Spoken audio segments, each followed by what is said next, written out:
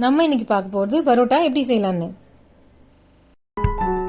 Hello friends, welcome to kitchen to plate. வாங்க வீடியோக்குள்ள போகலாம். தேவையான பொருட்கள்: மைதா மாவு, எண்ணெய், உப்பு. ஒரு பவுலில் 1 கப் மைதா சேர்த்துக்கோங்க, 1/2 கப் ரவை சேர்த்துக்கோங்க, தேவையான அளவு உப்பு இல்லை 1 டீஸ்பூன் உப்பு, 1 டீஸ்பூன் சர்க்கரை, கொஞ்சம் நெய் இல்லைன்னா எண்ணெய் சேர்த்து கையால் நல்லா மிக்ஸ் பண்ணிக்கோங்க. இதில் கொஞ்சம் கொஞ்சமாக தண்ணி சேர்த்து இந்த மாதிரி பிசைஞ்சுக்கோங்க. மாவில் சாஃப்ட்னஸ் கொண்டு வரதுக்காக ஒரு ஃப்ளாட் சர்ஃபேஸில் சேர்த்து இதை அடித்து பிசைஞ்சுக்கோங்க.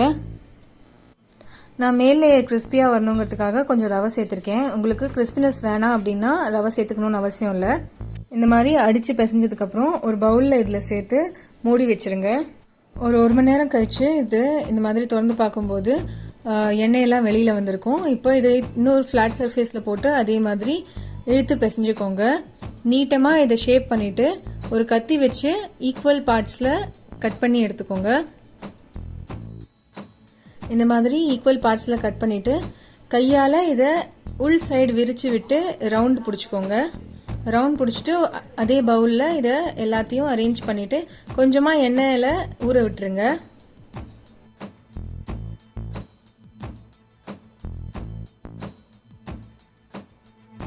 இது வரைக்கும் நீங்கள் எங்கள் சேனல் சப்ஸ்கிரைப் பண்ணலன்னா ப்ளீஸ் சப்ஸ்கிரைப் பண்ணுங்கள். கூடவே அந்த பெல் ஐக்கானையும் தட்டி விட்டுருங்க.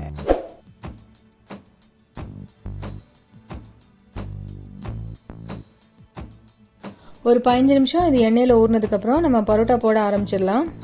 இப்போது இதுலேருந்து ஒரு பகுதியை எடுத்து நம்ம மூடி வச்ச பிளேட் மேலேயே கையால் இந்த மாதிரி பரப்பிக்கோங்க. மேலே 1 டீஸ்பூன் எண்ணெய் சேர்த்துட்டு நல்லா ஸ்ப்ரெட் பண்ணி விட்டுக்கோங்க. கார்னர்ஸ்லேருந்து மாவு எடுத்துட்டு ஒரு பேப்பர் ஃபேன் ஃபோல்ட் பண்ணுற மாதிரி 2 பக்கமும் மாற்றி மாற்றி ஃபோல்ட் பண்ணி எல்லாத்தையும் சேர்த்துக்கோங்க. இந்த மாதிரி நீட்டு வாக்கில் சேர்த்துக்கோங்க. இந்த மாதிரி ரோல் பண்ணிவிட்டு கையால் தட்டி இதை பரப்பி விட்டுக்கோங்க.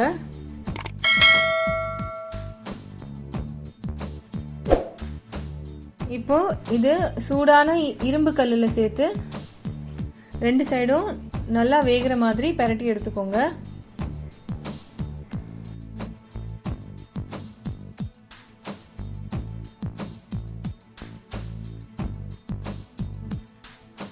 ஒரு 2-3 பரோட்டா சேர்த்தாப்புல செஞ்சதுக்கப்புறம் ஒன்றுக்கு மேலே ஒன்று வச்சு இந்த மாதிரி கையால் அடிச்சுக்கோங்க.